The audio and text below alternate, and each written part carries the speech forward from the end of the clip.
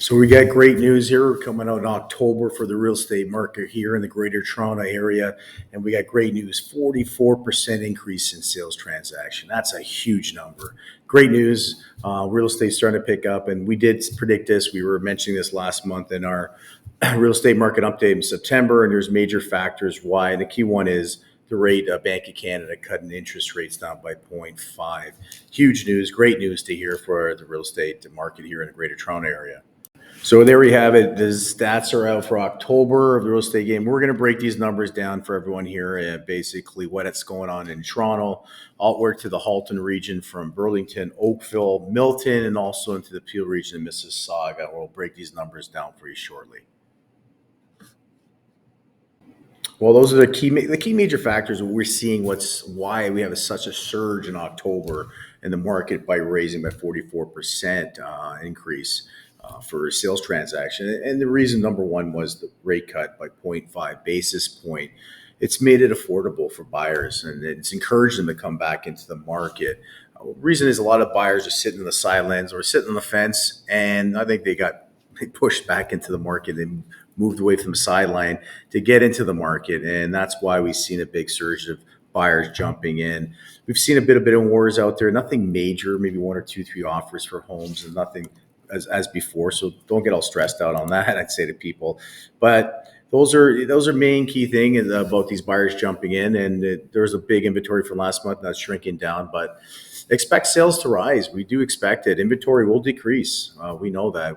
We're lacking in new construction and the growth of immigrants coming to GTA especially. I think next year it's going to spring. The market might spring up. Keep an eye. December 11th, the interest rate is going to be announced again, Bank of Canada. And we have some analysis here. We'll keep you posted. What we see, we're hearing 0.25. We might be thinking another 0.5 basis point cut on the interest rates will spring up the market next year. So definitely keep an eye on that. If you're a buyer on the fence, I would recommend to get into the market. It's a good time. You still have negotiation rooms. They are affordable. There is some negotiation on the price too, so don't get so keen on the price that you see too, right? There's some negotiation there too, definitely. So we're going to break down the numbers for everyone right now. So stay tuned here. We're going to go from the Toronto out to the Halton and bring it back to the Peel region.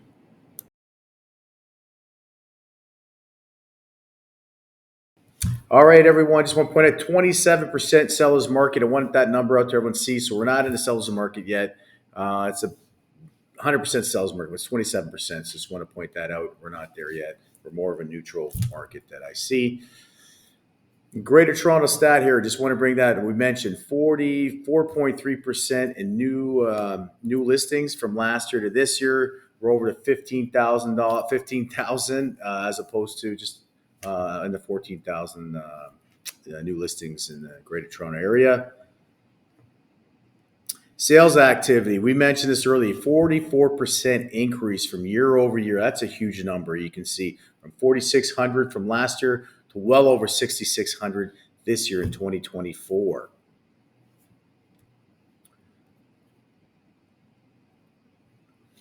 Average sales price for each home right now, 1.1% increase from last year to this year, just a little slight increase from 2023 of October.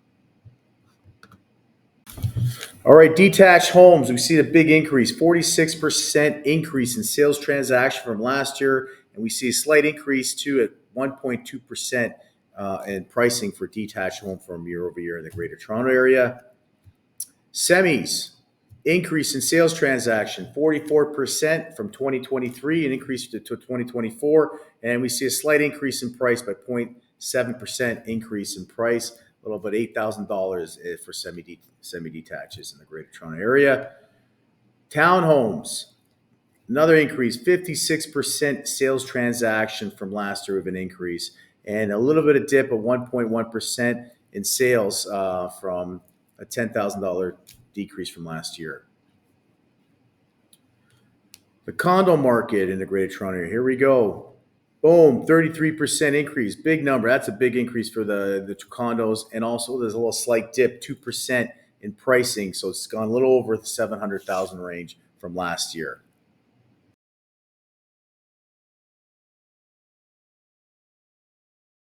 Burlington area, here we go. 65% sales activity from last year to this year. That's a big, significant jump. Wow, that's a big number from 2023 to 2024. Here we go. Boom. Average sales prices have dipped down just under 5%. Well over a little bit over the 1.1 million. It was selling last year for over 1.1 million for sales. Average sales. Remember, that's all a clump for the Burlington area. Detached homes in the Burlington area. 71% increase in sales transaction, and it's dipped 8% in overall sales. Well, that's a big drop. I was selling well over 1.4 million. It's dropped close to 1.3 million. Semis in the Burlington area has increased 100% sales transactions, and the price has increased just about 1%, a little bit over $8,000 from last year. Give it a second. Here we go. Townhomes. The townhomes in the Burlington area has increased transaction 55% transactions increased from last year, and the prices have dipped almost 14% in price, under $1 million, averaging right about 900,000. Last year was going all over the $1 million. That's a big drop. Condos in the Burlington area increase in sales transactions 48%, and increase in sales prices by 6%. We're looking well over about a good $30,000 increase in price from last year. That's a good sign for condos in Burlington.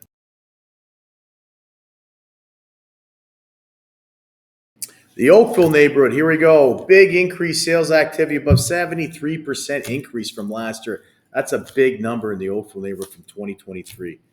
Great thing to see. It's changing. The market's starting to pick up. All right, the average sale, here we go. The average sale in Oakville has increased over 7%. We're looking at a big increase, over almost $100,000 increase from last year from average sale. That's a big number. Detached homes in the Oakville neighborhood, here we go. Almost 72% increase from last year. In sales, almost 10% increase. Almost looking at $200,000 increase in average sales. That's a big number. Great. Oakville's picking up. Semis, here we go. Semis have increased 133% sales transaction. It has dipped in price by 2%. As you can see, we're looking at roughly about $25,000, just under decrease in price from last year. Townhomes in the Oakville area, here we go. 124 transaction, big jump, and has decreased 3.4% in price. We're looking at a $40,000 decrease in price for townhomes from last year in the Oakville area. Condos, we see an increase of 16%, almost 17% increase in sales transaction, and just a little dip, 0.7%, and the average sales price looking at just under $5,000 decrease from last year.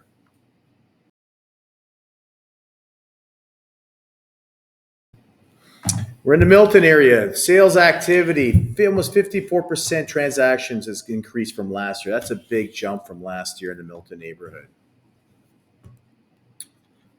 Here we go for the average sales price in Milton. Here we go. Boom. 0.4% increase. Not a big increase, significant increase from last year. We're looking roughly about $4,000 increase from last year, from 2023 to 2024.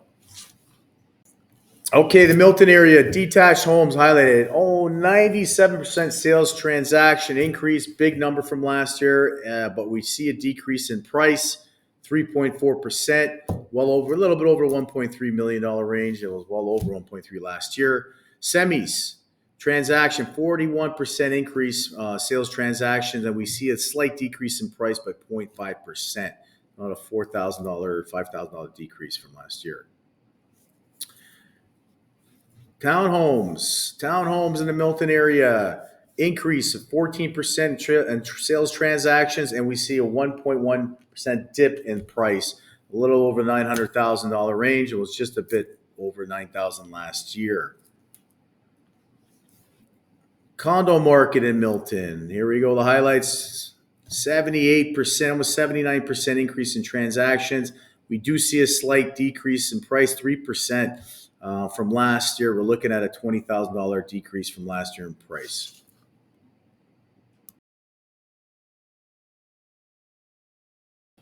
All right, Mississauga here. Sales activities, 38% increase. Big number from last year from 2023 to 2024. We're waiting for bada bada bada boom. Here it comes. The average sales prices in Mississauga, boom, a little bit of a decrease there, 2.2% from last year from average sales prices, just under 1.1 million. Detached homes in Mississauga, we see an increase in sales transaction 21%. It's almost 22, and sales have increased in the average price 3%, well over 1.6 million for detached homes. So that's significantly great to see in the Mississauga area. Semi transactions, 76% increase in transactions from last year, and almost 3% increase in price, a little over $1 million, and it was just about 980 from last year. Let's see the townhomes. Here it comes. Increase transaction, 35% increase in transactions from last year. And the sales for average sales decreased by 4%, just under $1 million, as you can see. Last year's just a little over $1 million for townhomes. The condos in the Mississauga area, here we go. Sales transaction, 51% increase. And we do see a dip, 6.1% decrease in price, just under the $600,000 range. That's a significant drop, almost $40,000. Well, we broke those numbers down for you. I hope it's helpful. We did mention the market has picked up. Errors are all going up. Sales transactions are up. And we know the major factors behind that. What we mentioned is the bank cuts of 0.5%. And another one's going to be announced in December. We'll keep you posted. We're going to have Vince on here breaking down the numbers for you guys too, explain what's going on in the mortgage. But you know what? Buyers are in. They're more, they're more confidence, more affordability, right? And do want to emphasize too that you're looking at these numbers sometimes I was breaking down the detached, semis, condos, and the pricing. That's a clump of everything together. So not every condo, not every home's the same. Every pocket's different in every area. Some homes are worth more depending where you reside. In the Burlington area, same thing in Oakville, Mississauga, and Toronto, also in the Milton area. So everything's different. But on average, we clump it in. It gives us a data of what we're at, and we see a big increase. So buyers are jumping back in. If you're a buyer, I do recommend to start looking to get into the market.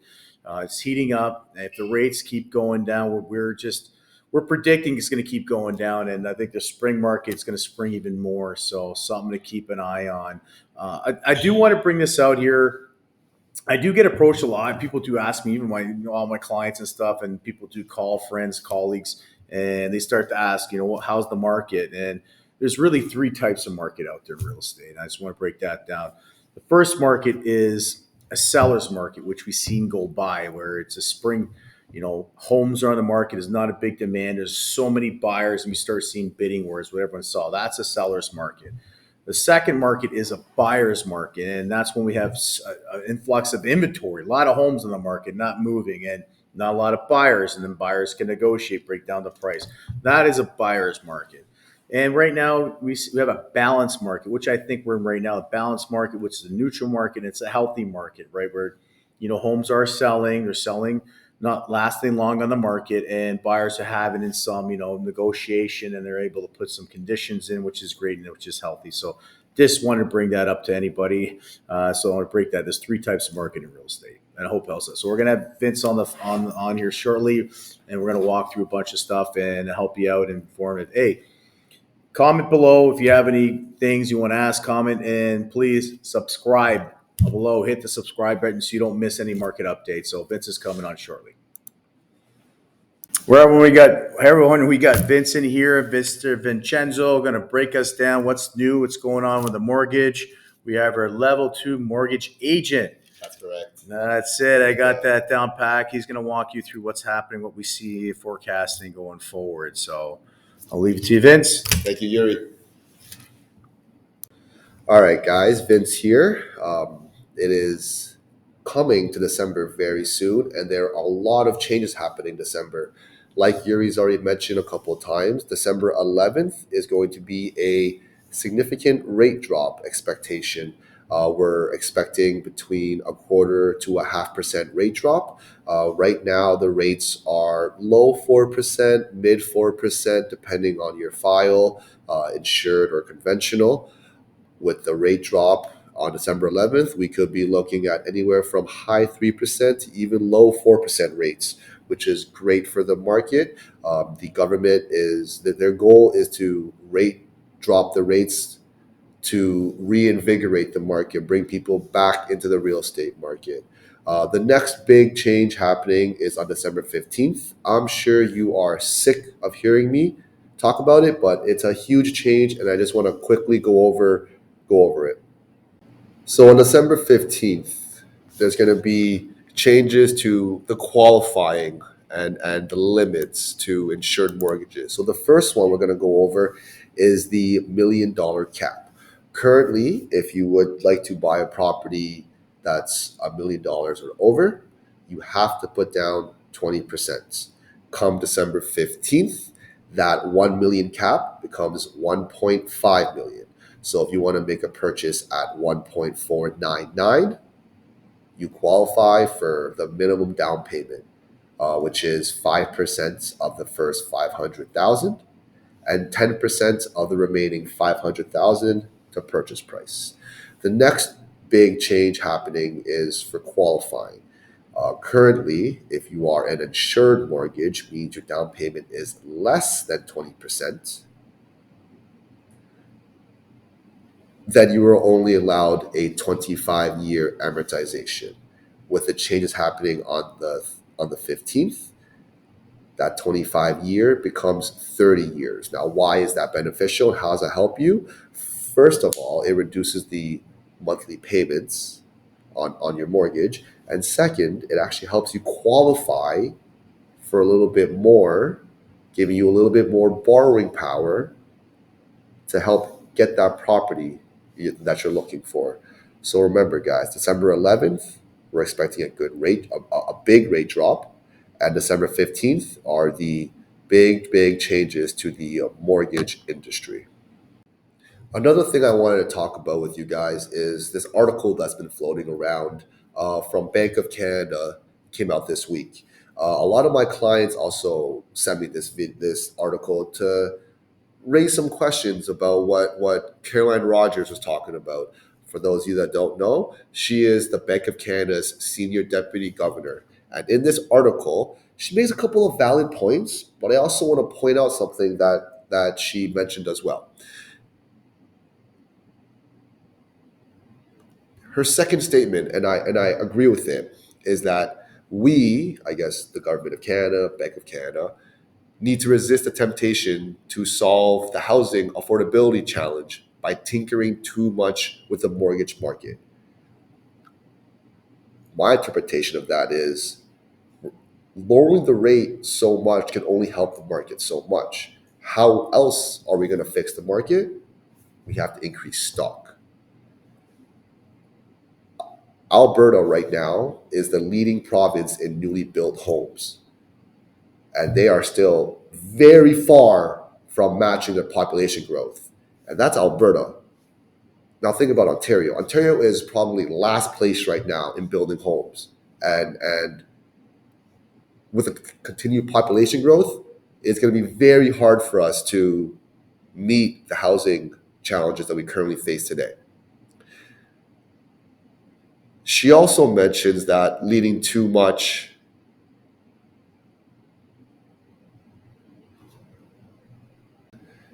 She also mentions in the article her concerns about people taking 30-year amortization. Excuse me. As I mentioned, a 30-year amortization helps home buyers in two ways. One, it helps them with qualifying, and two, it helps reduce their monthly mortgage payments. Rogers states that taking a 30-year amortization, while it does reduce the average monthly payment by $200, it could potentially increase the borrower's overall interest cost by $50,000 over the loan. No one should hold debt for longer than they should. Holding debt for an extended amount of time is not good. I agree. But saving money is amazing. And using this money you save every month can actually help you reduce that amortization and help you save on interest. And let me quickly show you how. This is a mortgage calculator that I use to show the impact of a strong prepayment. Here I have $200. That is, Caroline Rogers said, this is how much money we're saving per month. This is the average mortgage in Q2 of 2024 in Toronto, according to CMHC, one of the 3 mortgage insurers in Canada.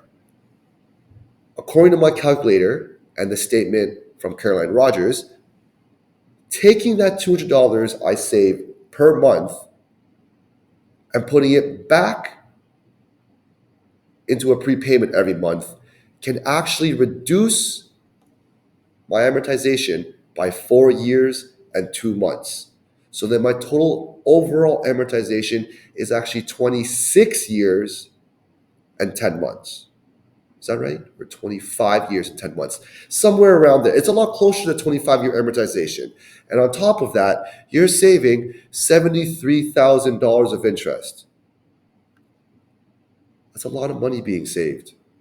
On top of that, that $200 of prepayment is optional. If you have a bad month and you need that money for medicine, car repairs, anything, you can keep that. Next month, make a little bit extra. But if you went with a 25-year amortization and the higher payment, you have to make that payment every month. The bank doesn't give you any option to reduce your payment. They'll happily take more money, but they don't give you any options to reduce it. So start lower and utilize your lender's prepayment policies. So enough of me just talking about Caroline Rogers and changes that you guys heard about. Yuri, I want to ask you something. When you work with clients that say they don't have a mortgage provider or mortgage professional, who do you recommend they go see? A bank or an agent like myself? I'm not going to respond because I'm biased, so I want your opinion on it. That's a great question. And I've ran into that several times, more than several times. I do 100% recommend to work with a mortgage agent or mortgage broker. Reason why is it's happened where I have had clients in the past where I recommend use a mortgage agent, a broker that we have in house, but people are more comfortable going into the bank or they have, the bank teller, they know the manager, they walk in. And a lot of times what they don't understand is that when they go in the bank to get the mortgage, it could be any big bank that they're from, they're referred to someone that works there and they're not a specialist as a mortgage person. They're wearing many hats and sometimes if people leave and what ends up happening is a lot of these deals almost fell through. And luckily on my end, I kept an eye on it from experience that these people are either younger kids who don't have experience what they're doing, don't have the information, wait the last minute. We have to get an extension on closing, which you get penalized on if you're a buyer because we can't get the mortgage because things were done wrong, weren't done right. And I highly recommend please work with a mortgage agent like Vince on our team, level 2. Remember that level 2. Because this is what they do. They specialize in just like ourselves and teams in real estate. We specialize in this. And walking in a bank, just sitting with someone in a room, they're doing many different hats, like for financial mortgages, and they're running to the manager and asking them how to help out or calling because they don't know what to do with. And I'm being honest. I'm sorry, it's fell through, and luckily I've saved some. Some I couldn't save last minute, being on the phone, being on top. So, 100% recommend to work with a mortgage agent or broker. Great question, Vince. Thanks, Yuri. So obviously, my boring voice has reminded you guys that December is a big month coming up. Rate drop on the 11th. Policy changes on the 15th. Yuri, as a buyer, would you suggest that I wait for all these changes to take into effect? or should I get into the market now before the changes take into effect? What do you suggest? Great question. My suggestion, don't hold me on it, but I would recommend to get in the market now if you're a buyer.